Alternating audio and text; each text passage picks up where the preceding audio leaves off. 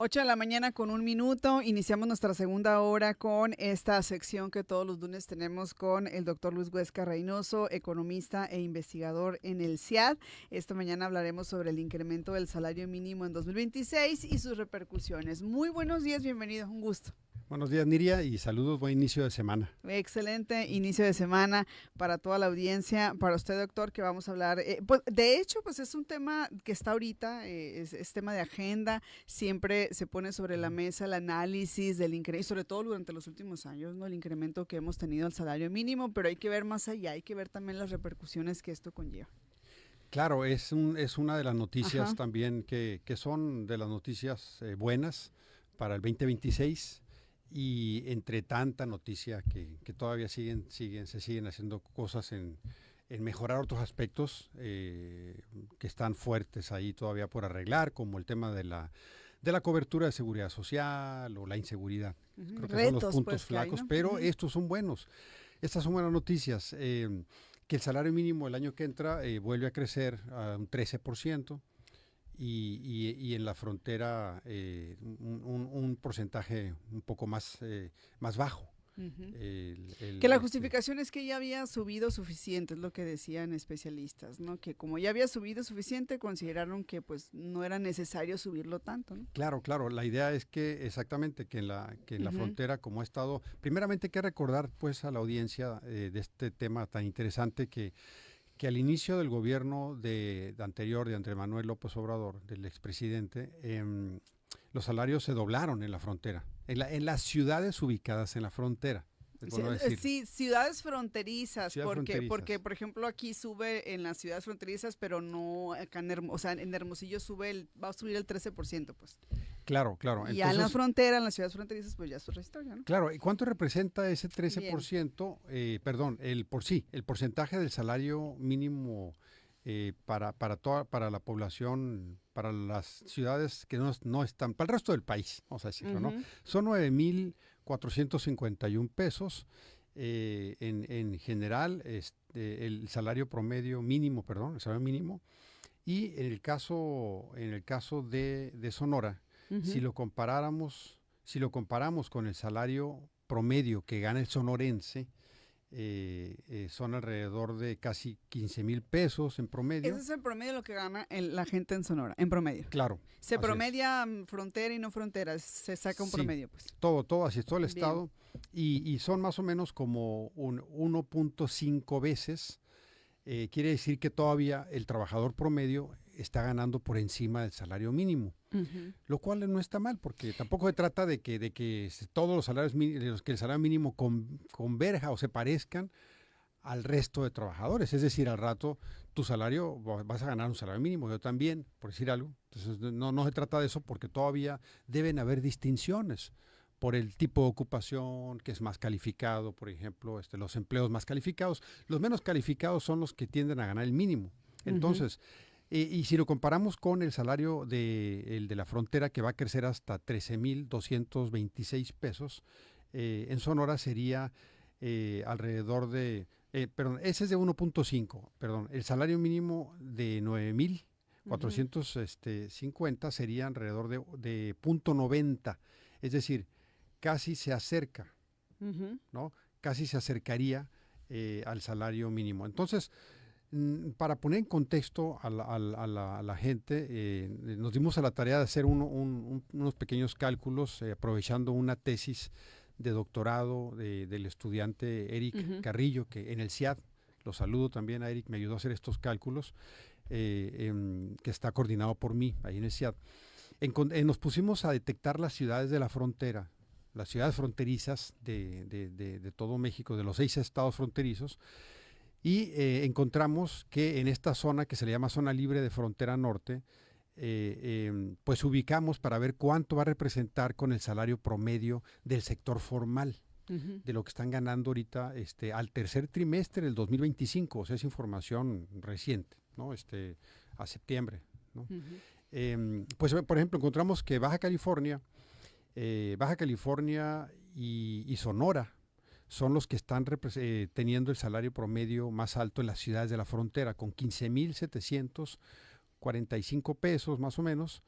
las ciudades de la frontera. Las ciudades fronterizas de esas entidades. De Baja California y Sonora. Bien. Y esto representaría alrededor de 1.2 en Baja California, 1.19 y 1.18. Es casi lo mismo. Esto significa que se están pegando. Recordemos, el salario va a crecer a 441 pesos, cerrándolo en el año que entra, 2026, a partir de enero.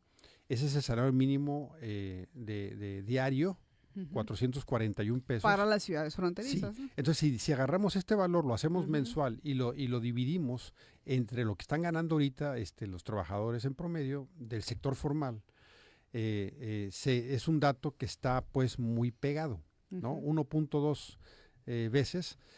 Entonces aquí el reto es qué va a pasar con los que no ganan el salario mínimo. ¿Qué está pasando con el resto de salarios? El resto de salarios vienen creciendo en promedio a cómo va la inflación. Entonces ahora es como si viéramos ahora qué se necesita hacer para que el resto de salarios no se estanquen, ¿no? Lo que decía, lo que ganas tú, lo que gano yo, lo que ganamos, que los que no ganamos el mínimo, ¿cómo se va a recuperar ese salario?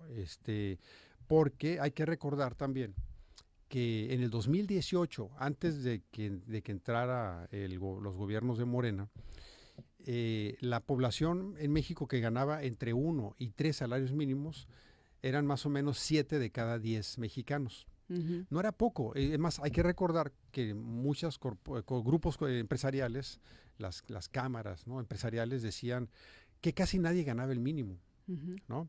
Y no, resulta que sí. Sí, hay bastante gente que gana el mínimo. En aquel entonces, cuando el salario era de 88 pesos.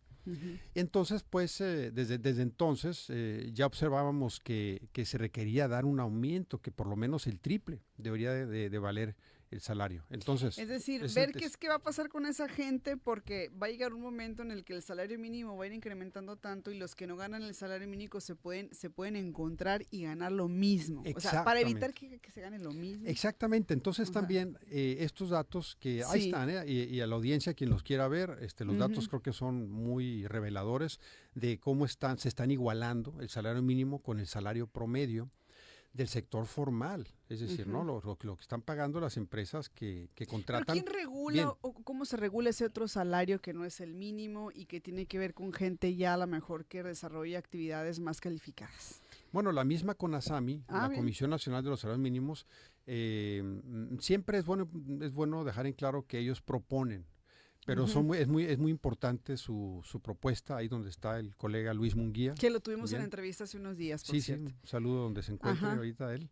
Pero sí, ellos deben de empujar más este tema, es bueno ponerlo en la mesa para que lo retomen ellos en la CONASAMI con el sector empresarial y lo que tenga que ver con sindicatos también, ¿no? Porque hay un vínculo fuerte ahí. Entonces también paralelamente dijimos, bueno, las empresas obviamente están dando una queja de que otra vez el salario está creciendo, están creciendo los costos. Entonces me di a la tarea de hacer una búsqueda para Estados Unidos y para México. ¿Cuánto pesa la nómina? A ver si es cierto, pues, ¿no? ¿Cuánto pesa la nómina en empresas pequeñas, medianas y grandes? Y en Estados Unidos, por ejemplo, les pesa aproximadamente a las pequeñas, a las micro y pequeñas empresas, les pesan un 30%. La nómina. La nómina es pesado. Que por ejemplo, aquí voy a hacer un paréntesis, si nos vamos al ámbito público, lo que siempre nos dicen, y se ha sabido, ¿no? La nómina se lleva un porcentaje muy, muy grande de los presupuestos de las dependencias. Sí, totalmente. Ahora, entonces, ¿aquí qué dicen en estos datos? Pues resulta que en México las pequeñas más o menos les puede llegar a pesar hasta un 40%. Es un promedio. Un poco más. Es un poco más que Estados Unidos. Que hay en Estados Unidos, Pero se invierten los valores. Es decir, cuando pasamos a empresas medianas, disminuye el peso de la nómina. Acá en México. Claro, en México. También en Estados Unidos. Bien. Y cuando pasamos a las grandes, disminuye más todavía. Es decir, las que tienen más margen de mejorar los salarios son las empresas grandes, los grandes corporativos. La razón, pues porque tienen masas de ganancias más altas, que las ganancias que tienen las pequeñas. O sea, los costos le van a pesar más a las pequeñas, los costos formales de un empleo, todo lo que tiene es el sueldo integrado, ¿no? Seguridad social, fondos de vivienda, etcétera. Entonces, las medianas, vamos con Estados Unidos, les baja alrededor de un 23% más o menos, y a las grandes, bueno, ahí les sube un poquito a 25%. Pero en México es una caída, es decir, les baja de 40 a las pequeñas a un 30% en el peso, la nómina en el peso de sus costos de producción. Y a las grandes se les baja del 20 hasta el 25. O sea, se parece un poco a Estados Unidos en el tema de las grandes. No en las pequeñas, a las pequeñas en México sí les pesa más el aumento, el costo salarial, ¿no? Integrado. Entonces aquí lo que nos deja este análisis es que en México pues estas medidas deben de ir aparejadas, alineadas con apoyos a las microempresas, ¿no? a las MIPYMES. Deben de apoyárseles sobre todo para que se siga generando empleo formal y que no sea solamente empleo informal. Pues se requiere pues apoyos fiscales esencialmente y del seguro social. Creo que es muy importante que el Estado, a través vinculado con las empresas, haga negociaciones para que el seguro social se vean maneras de que con apoyos fiscales se le reduzca el costo a las pequeñas. Porque es lo que nos dicen que es muy costoso, ¿no? Así es. Es muy costoso para ellos. No es algo nuevo, esto es algo que ya se ha hecho en Europa, en Canadá, en España, en donde las pequeñas empresas, por cada empleo contratado, el Estado les aporta desde 3 meses hasta 1 año. Le pone el costo de la seguridad social. El Estado lo pone ¿de dónde? Pues de los impuestos. ¿no? Bueno, esencialmente. Pues hace falta pues acá también una política así. Exactamente, y claro, que a las empresas medianas y grandes... Incentivas el empleo formal también. Pues, esto también, así es. Entonces no les van a caer sus ganancias en gran medida y como dicen, no, ganan demasiado. O sea, estas medidas son muy importantes y un dato final para terminar es que actualmente... ¿Cuántos son los trabajadores que están, pues, decíamos que eran 7 de cada 10 que ganaban no más de 1 hasta 3? De 1 a 3 salarios mínimos. Ahora, ¿cuántos crees que son? Eran 7 de cada 10. ¿Cuándo? ¿En qué año? Ahora, al trimestre pasado, sí, 2025. Bien.